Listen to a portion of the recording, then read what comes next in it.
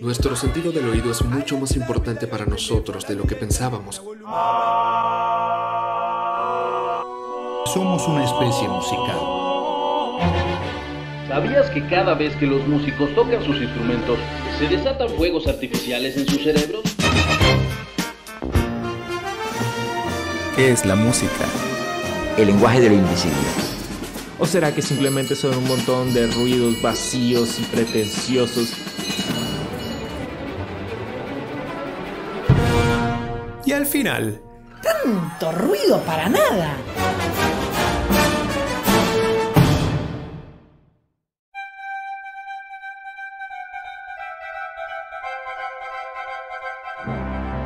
bienvenidos a Tanto Ruido para Nada, episodio 6. Música contemporánea, el género maldito de ayer y de hoy, y de siempre.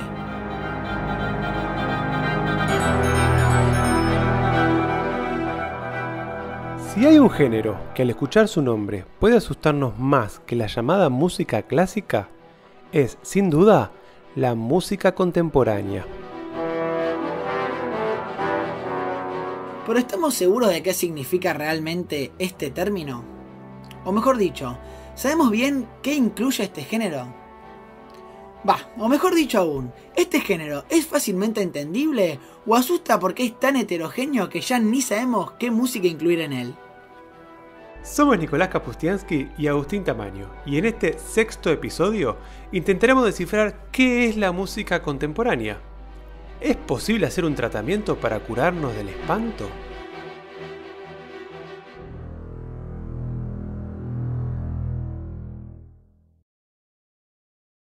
Todos sabemos que el término contemporáneo hace referencia a un suceso o una acción que se realiza al mismo tiempo que otra o que sucede durante los tiempos presentes. Entonces, ¿es válido relacionar una corriente artística con este término, sabiendo que inevitablemente con el paso del tiempo esta corriente va a ser parte del pasado? En relación a todas las artes, la música es la única que sufrió un anclaje en este término del cual todavía le cuesta salir. Esto se debe a que el término nace en el siglo XX, como un intento de ruptura con la tradición clásica romántica de los siglos XVIII y XIX, tan predominante en la escena musical hasta bien entrado el siglo XX.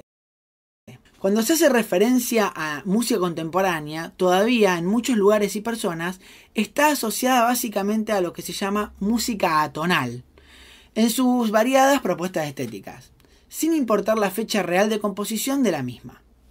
Es por esto que obras compuestas en la primera mitad del siglo XX son incluidas aún en los festivales o playlists de música contemporánea, tan solo por su propuesta estética y no por su fecha de composición. La música tonal se constituye como una corriente a partir de la década de 1910, como una lógica evolución de la música tonal que imperaba como recurso expresivo y discursivo hasta ese momento. La tonalidad, con su sistema armónico de acordes, hasta incluso si les sirve, pueden pensar en los acordes que se tocan en la guitarra o en el piano para acompañar una canción popular, genera el desarrollo de su discurso a través de sensaciones de tensiones que necesitan ser resueltas, gracias a una distensión que nos dé un reposo y una sensación de conclusión o resolución de un conflicto. Podríamos compararlo en la literatura, por ejemplo, con la tensión y distensión que se puede tener en una frase, un párrafo o el conflicto general de una novela. Ahora bien, la música atonal lo que hace es romper con este sistema de tensiones que nos dan las frases para darle valor y desarrollo a cada palabra sin importar su contexto dramático o gramático. Podría compararse con el arte pictórico y con la pintura abstracta y el rompimiento de las formas. Es decir, que en un principio, la música atonal no inventa recursos nuevos, sino que propone la revalorización de elementos musicales que ya existían, dándoles una importancia mayor e independiente entre sí. Es como si nos preocupáramos solo de la palabra, o hasta incluso de las sílabas que componen las palabras, o de las letras que componen cada palabra, pero de manera independiente y sin su relación o la función que pudieran tener en la gramática, en la sintaxis o el significado de la oración. Es ver lo que ya teníamos, pero desde otro ángulo, desde otra perspectiva. Aunque no todos los compositores se sumaron a esta nueva corriente, el nacimiento de esta atonalidad fue bastante bien recibido y celebrado por la mayor parte de los músicos académicos del siglo XX. Porque abría como una especie de camino nuevo que rompía con las estéticas pasadas y generaba un mundo de posibilidades para las nuevas generaciones. Era la vanguardia. Ahora se podría trabajar con las alturas o las notas, las dinámicas, tocar fuerte o piano, los ritmos y las nuevas tecnologías como elementos propios, generadores de un lenguaje. Esto hizo que, al igual que en las otras artes, en la música se creara un abanico de nuevas estéticas tan grande que se necesite hacer una enciclopedia para poder conocer, definir y comprenderlas a todas. Dodecafonismo, el serialismo integral, música aleatoria, puntillismo, música concreta, la música electrónica, la improvisación o el minimalismo son solo algunas de las corrientes nacidas en el siglo XX y que en ocasiones siguen siendo consideradas dentro del género del mercado como música contemporánea. Hay que comprender que hasta ese momento ningún siglo había generado tantas corrientes artísticas como el siglo XX. Y eso que ni siquiera estamos mencionando aún aquellos géneros nacidos dentro del ámbito popular o del ámbito comercial.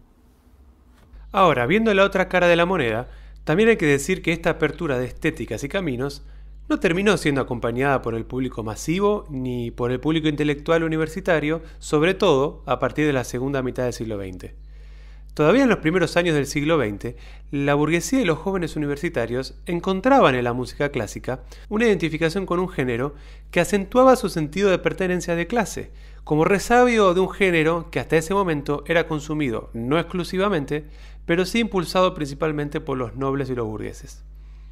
Con la llegada de la radio y el disco, nuevos géneros nacieron y comenzaron a tener mayor difusión y recepción, comenzando un lento pero sostenido desplazamiento de la música clásica como género de culto intelectual.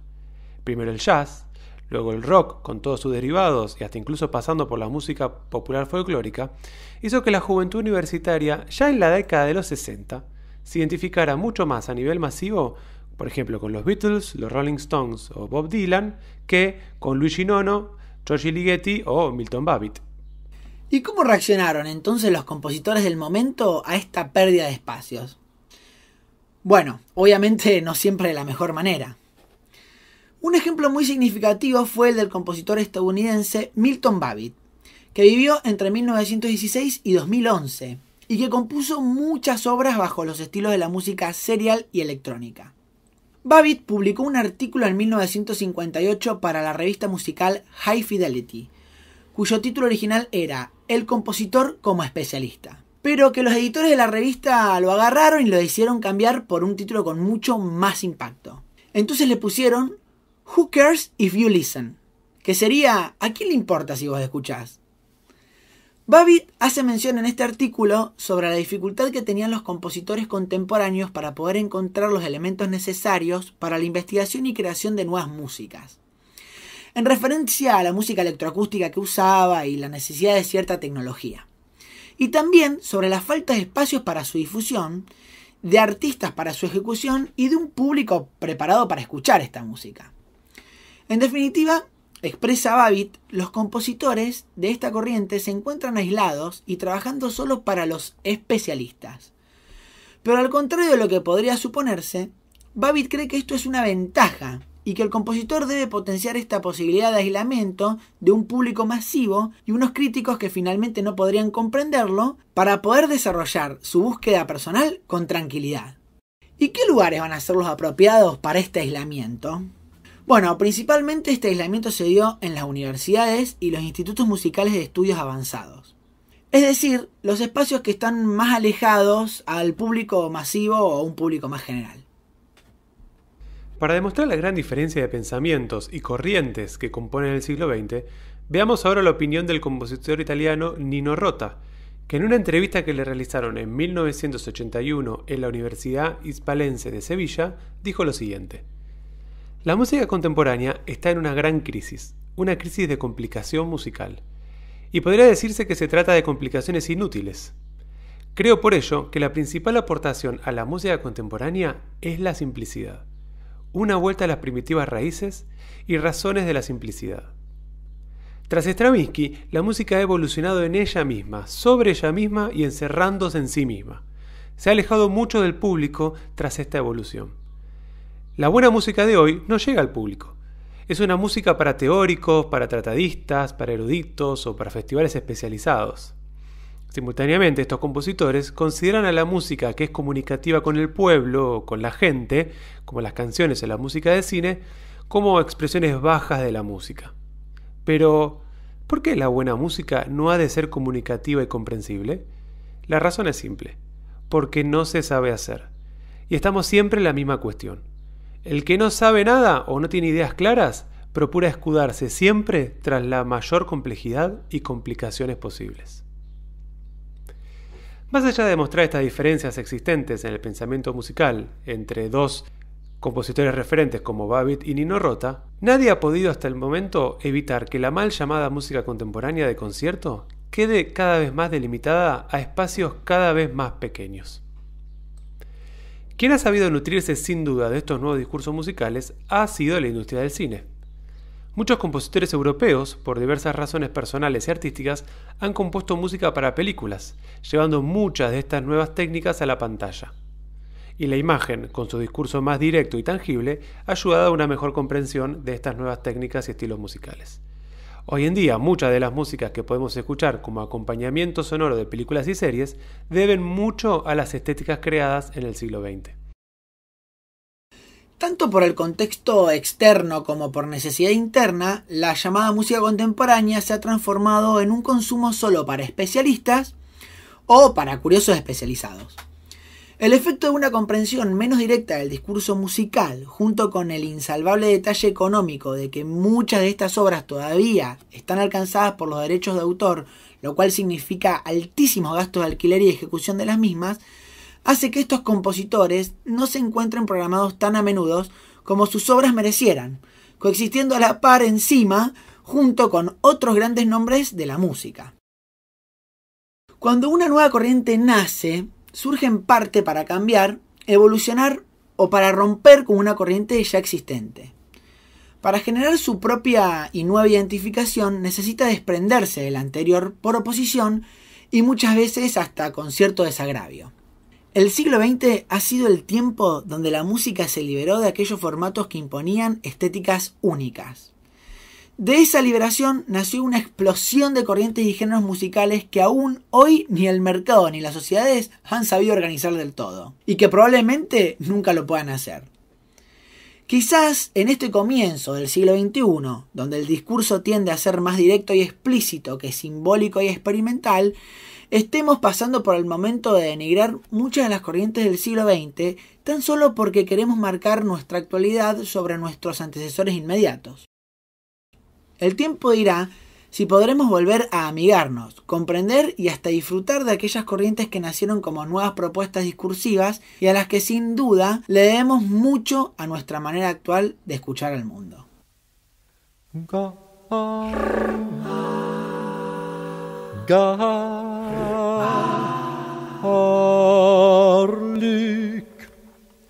Good garlic, the best of all the cries. It is the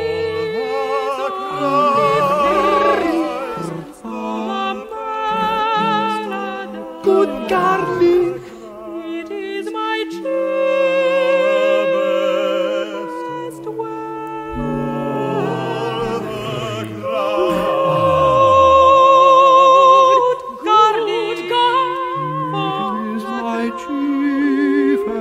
Good garlic.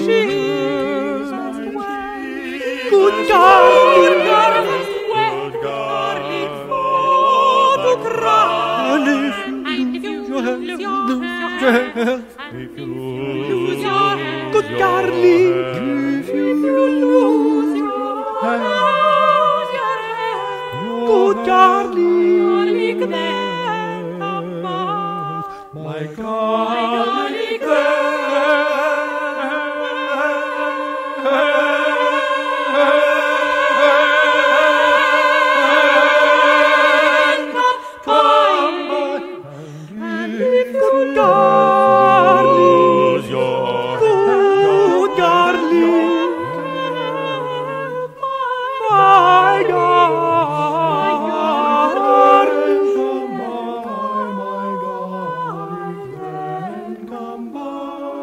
Gallic come to buy, my Gallic then come to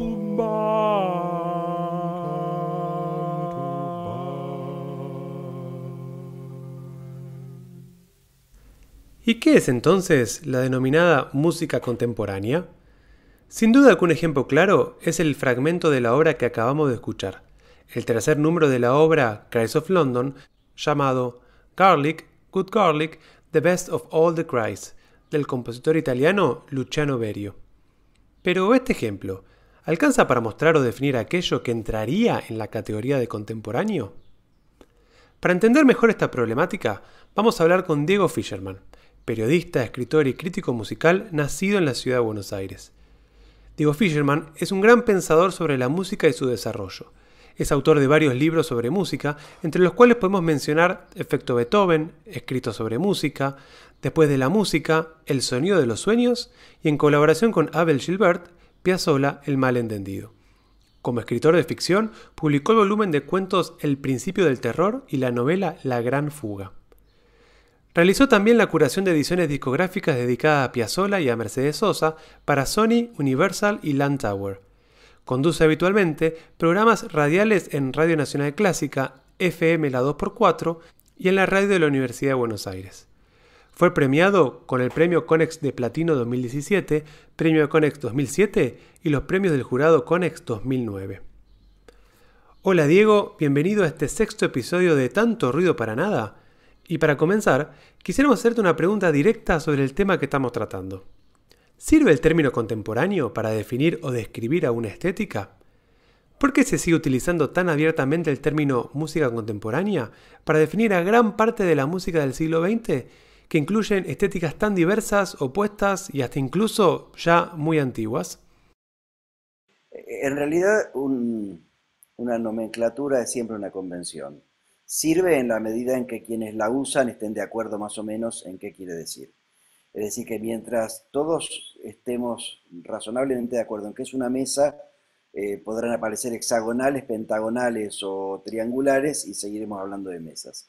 En el momento que alguien diga, caramba, pero yo no sé qué es eso, ahí habría que empezar a cambiar la cuestión. Es decir, no tiene ninguna precisión, no tiene ningún rigor científico en rigor, es una mezcla de categorías comerciales con categorías de mercado, con categorías artísticas, con definiciones que los propios artistas hacen de sí mismos, con una manera en que se la identifica, pero en determinado sector del público en particular. Para determinadas personas, el campo música contemporánea quiere decir algo muy distinto que para otras.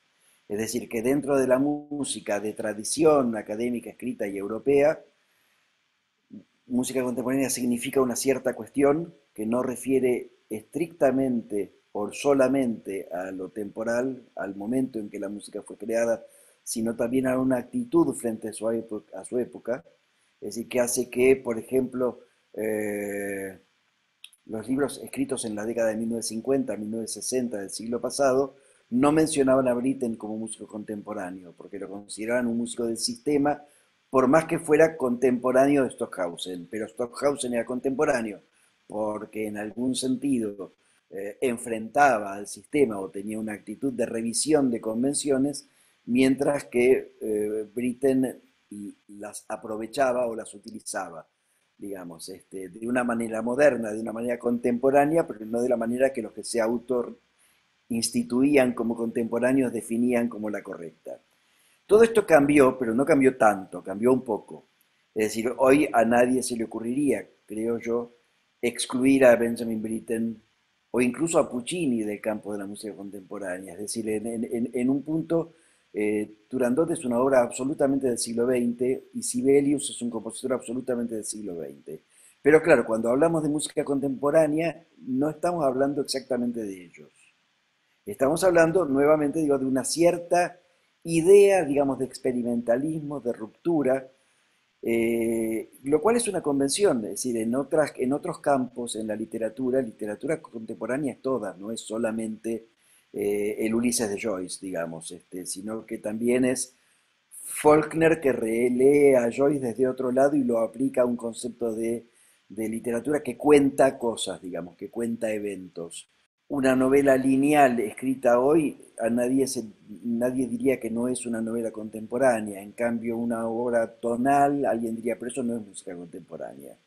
Es decir, se filtran en definitiva diversas categorías, y además la música contemporánea, que el mundo de la música contemporánea, triplemente encomillado, llama música contemporánea, se ha ido quedando además cada vez más reducida o más circunscripta, digamos, a una cuestión, particularmente en la Argentina, vocacional, amateur. Es decir, en tanto no se vive de ella, no hay encargos de composiciones, no hay estrenos de obras contemporáneas en los teatros importantes. Es decir, que en ese sentido, ese campo que se sigue considerando de alguna manera central en el ámbito de la creación artística actual, se ha ido quedando muy, muy, muy reducido en relación con su efecto en el gusto general, con su efecto en las costumbres generales, en los modos de oír y en el catálogo de lo que se escucha o no. Insisto, sin que esto deje de ser un término y un mundo conflictivo, es decir, nadie sabe muy bien qué es la música contemporánea y qué debe entrar o no, y si uno tuviera la plata suficiente si Björk debe entrar o no en un ciclo de música contemporánea. Es decir, que en lo personal, yo digo, si yo tuviera plata para que Björk estuviera, por supuesto que estaría.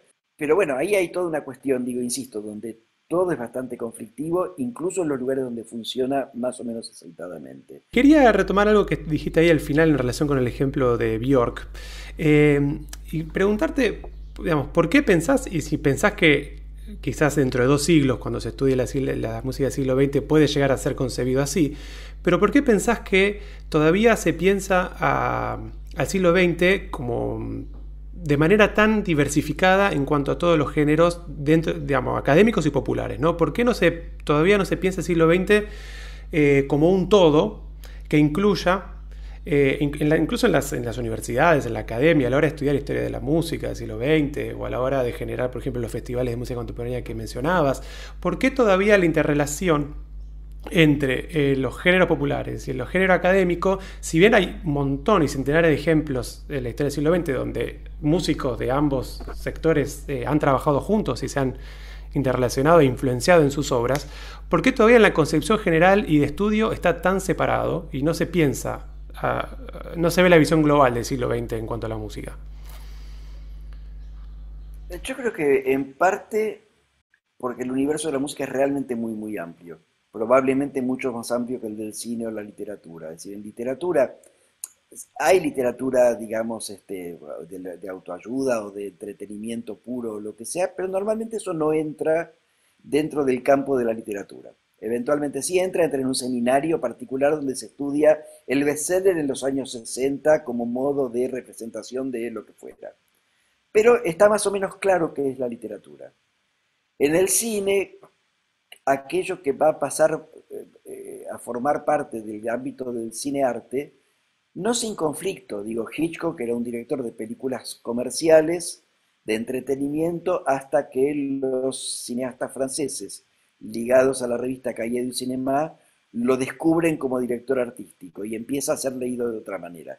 Digo, estas fluctuaciones existen en todos los terrenos, pero de todas maneras, en general es un poco más claro de qué se habla cuando se habla de la historia del cine, y que no tomas en cuenta todas las películas, de todos los western que se hicieron, o todas las películas de guerra que se hicieron. Tomas en cuenta John Ford, o tomas en cuenta los grandes artistas, digamos. En el campo de la música esto está muchísimo más diversificado, incluso para la musicología, que estudia cualquier cosa que suene.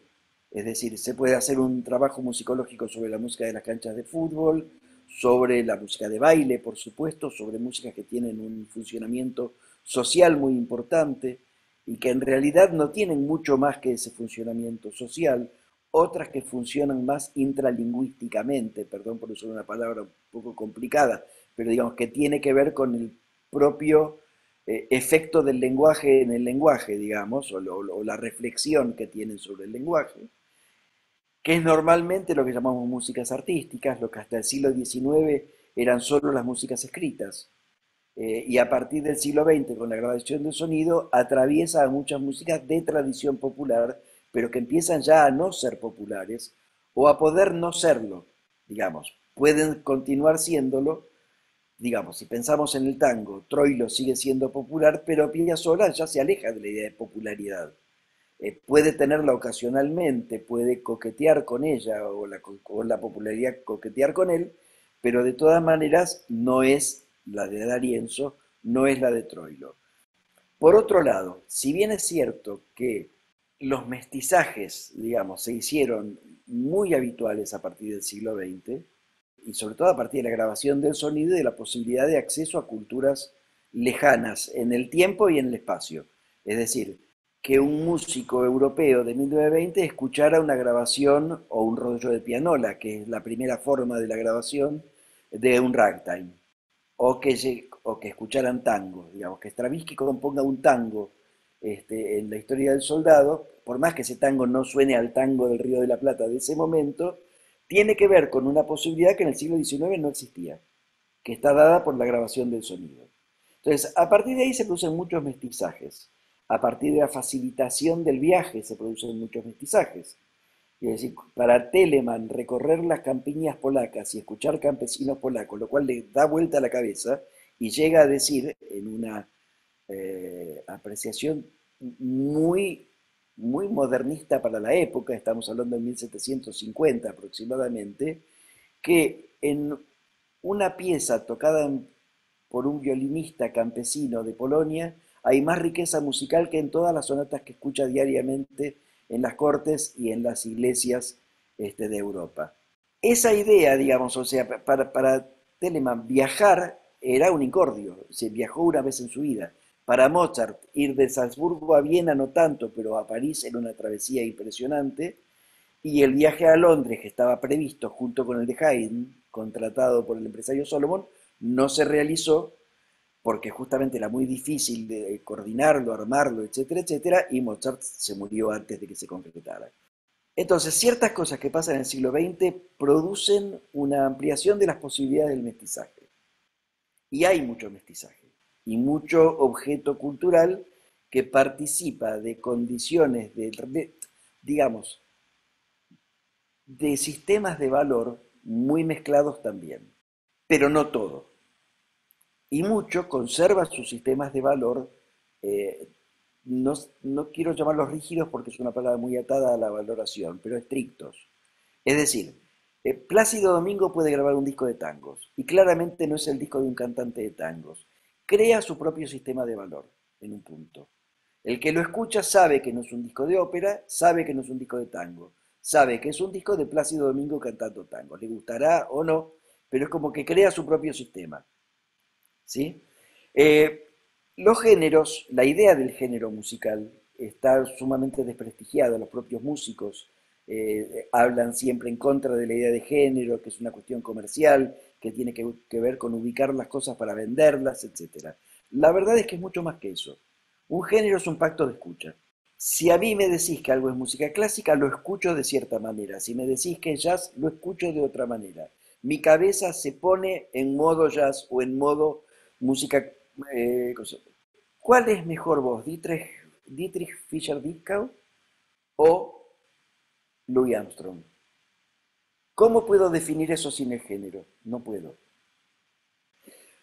Con esto a lo que voy es que no está homogeneizado el campo, porque no se puede homogeneizar.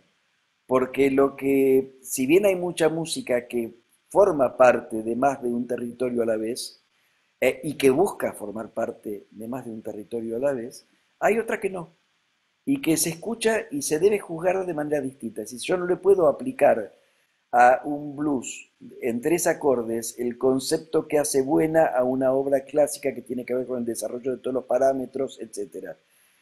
Porque con esos parámetros va a ser una obra mala, pero no es una obra mala, es una obra que está buscando otra cosa. Desde el punto de vista histórico, sería lógico esto que vos decís. Tenemos el arte del siglo XX. Desde el punto de vista metodológico, sería muy difícil encontrar una metodología que sirviera para juzgar todo. Pero además, tan difícil es que no hay personas que las manejen. Es decir, no hay un teórico de la música que maneje con igual soltura y con igual profundidad el sistema de valor, digamos, o el sistema de análisis. Es decir, ¿qué analizás cuando analizás? A Papo y cuando analizás a Helmut Lachenmann. Es decir, evidentemente no podés juzgarlos con el mismo sistema, pero además muy probablemente le gusten a personas muy distintas entre sí. Es por eso que vos mencionás en uno de tus libros que en realidad la música clásica y la cumbia villera en realidad no son tan distintas relacionadas a todas estas cuestiones.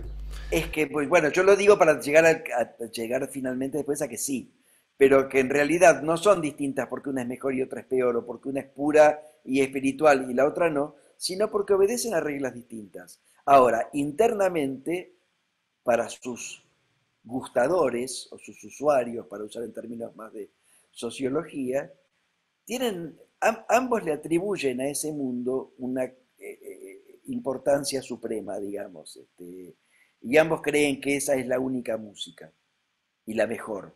Nadie escucha una música que considera la peor. Vamos a ser más sencillos, nadie piensa que tiene mal gusto. Y entonces, ¿cómo hago yo para definir cuál es la regla del buen gusto? En el siglo XVIII era fácil, era el gusto del rey o del obispo.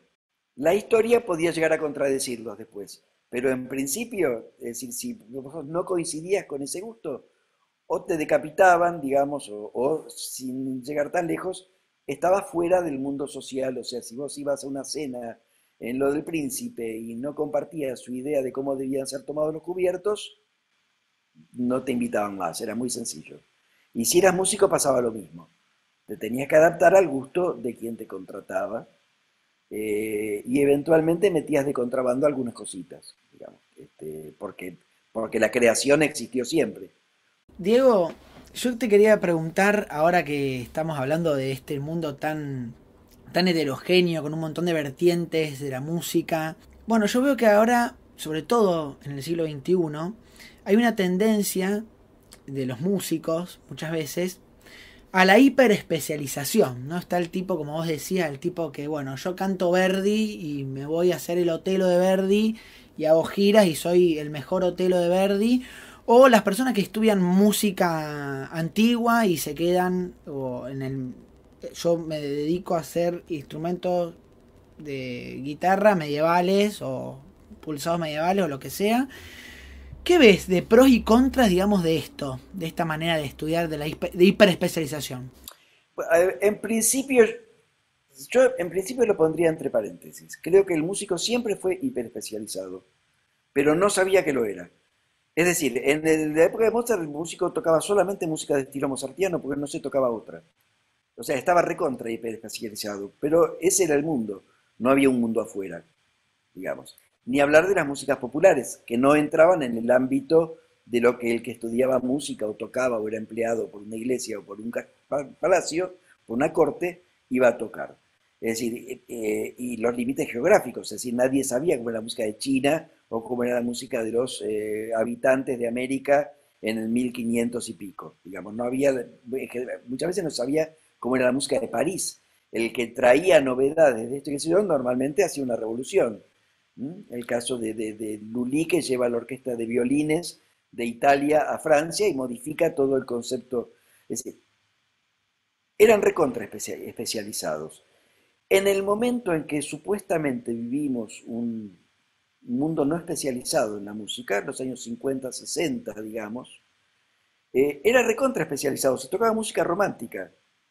Y las orquestas tocaban música romántica cuando tocaban Bach, cuando tocaban Händel, cuando tocaban Beethoven y cuando tocaban Verdi. Y los cantantes eran recontra especializados porque cantaban siempre igual. Y vos escuchabas a Birgit Nilsson cantando Mozart, o María Callas cantando Rossini. Y te puede gustar o no gustar, pero también era una ultra especialización, porque ¿cómo cantaba María Callas? Como María Callas. Es decir, no es que cantaba en 10 estilos distintos para acomodarse, etc. Lo que pasa es que hoy se sabe más del mundo. Insisto, temporal y geográficamente. Al ampliarse ese mundo, es decir, ningún músico puede abarcarlo todo. Esa es la verdad. El músico que tiene la fantasía de poder tocar todo, probablemente alguna cosa la haga peor.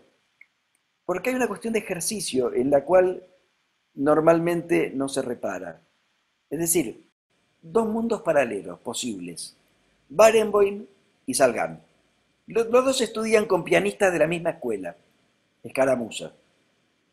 Los dos estudian probablemente las mismas cosas.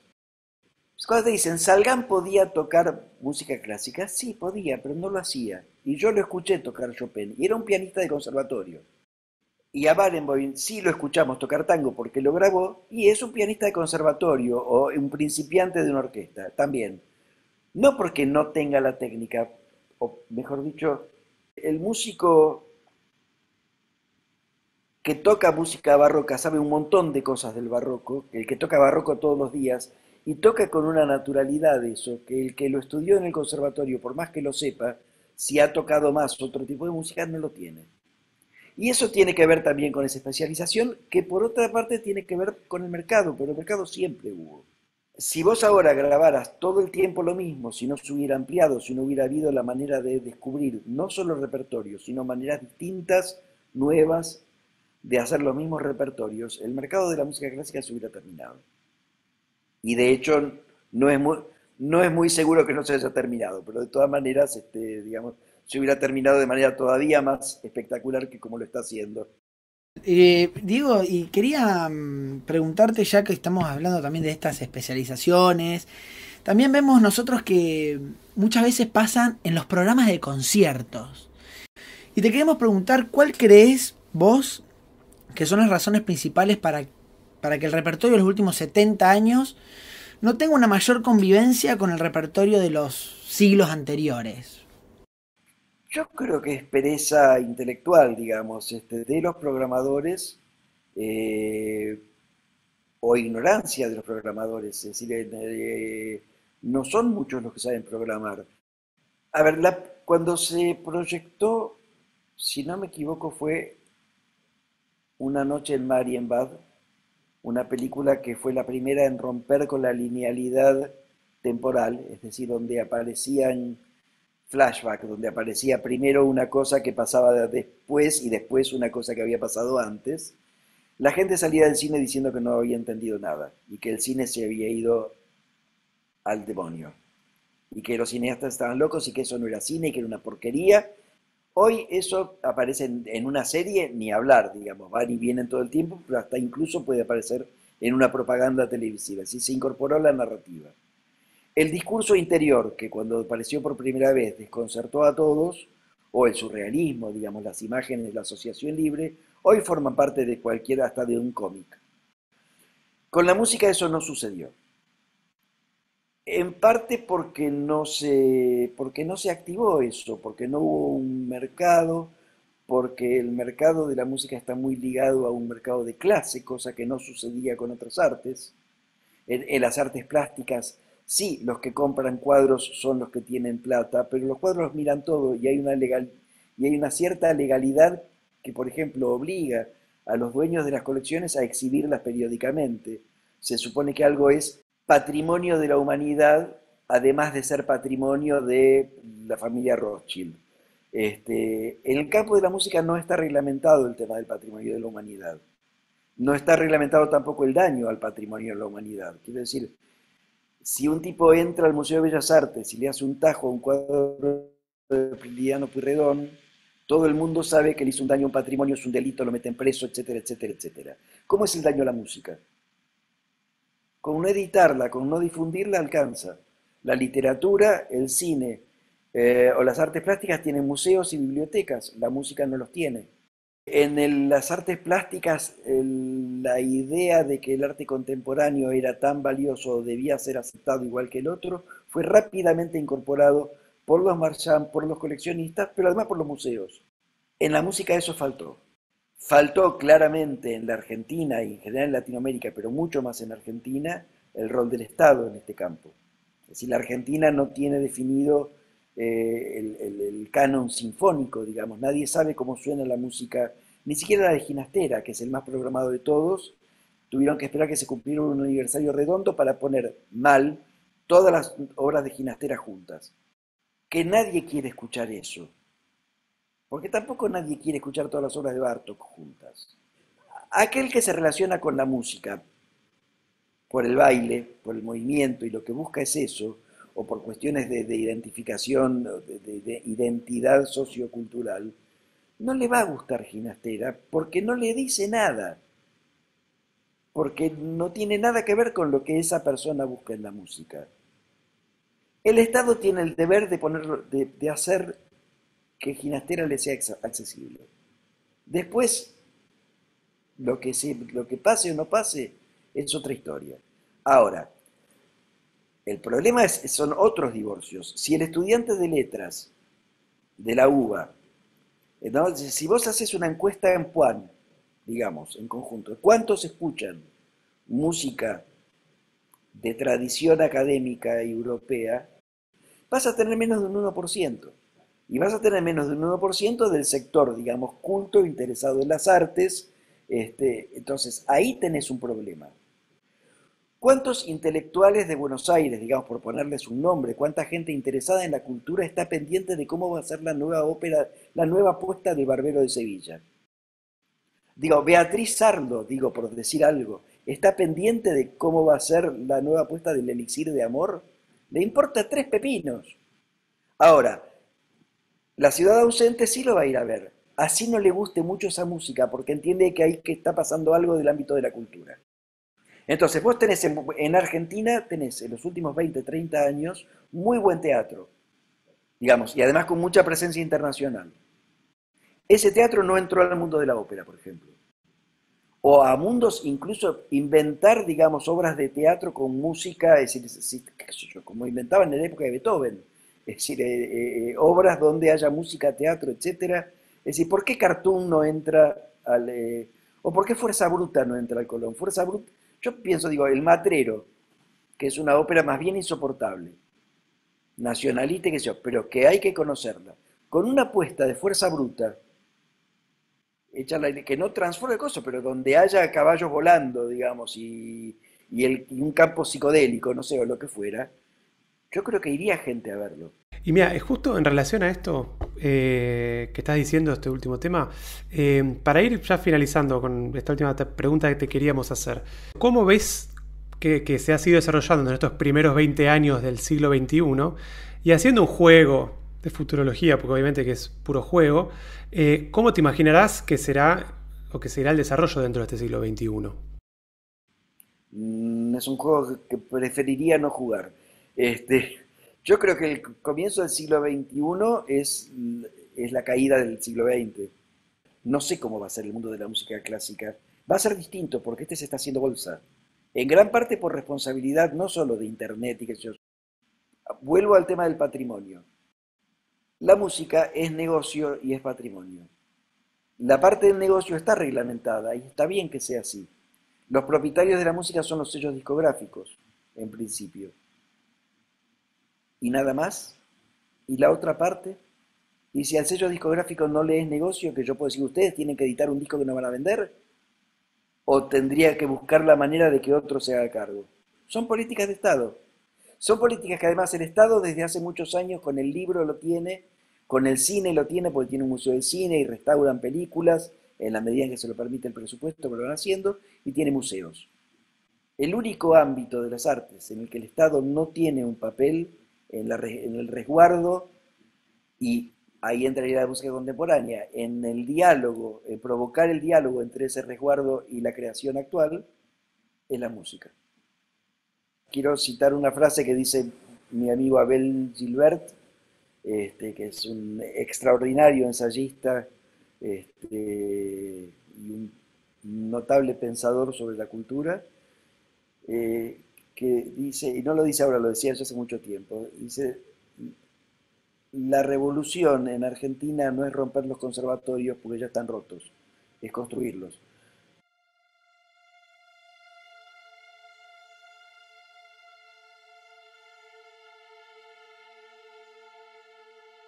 Como pudimos ver, el término contemporáneo suele aplicarse a aquellas expresiones del arte que quieren decir algo fuera de las narrativas que usamos habitualmente, cambiando sus estructuras y revalorizando elementos que muchas veces no vemos, pero que están ahí y que integran nuestra cotidianeidad.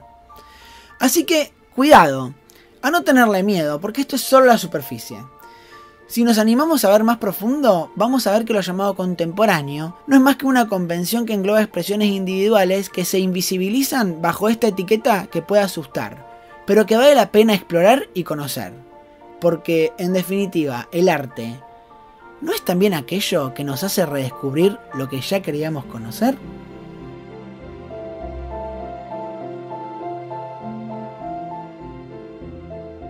Muchas gracias por acompañarnos en este 6º episodio. Nuevamente los invitamos a escuchar la playlist preparada especialmente e inspirada en este episodio. No queremos dejar de agradecer inmensamente a nuestro invitado Diego Fisherman y también a Jos de @lookatheparkinglot y a Tamara Luz de @tamaraluzferequian por el hermoso arte de tapa del podcast, y a Aaron Gómez de @AaronGómezMusic por la composición de la música que acompaña el comienzo y el final de cada episodio.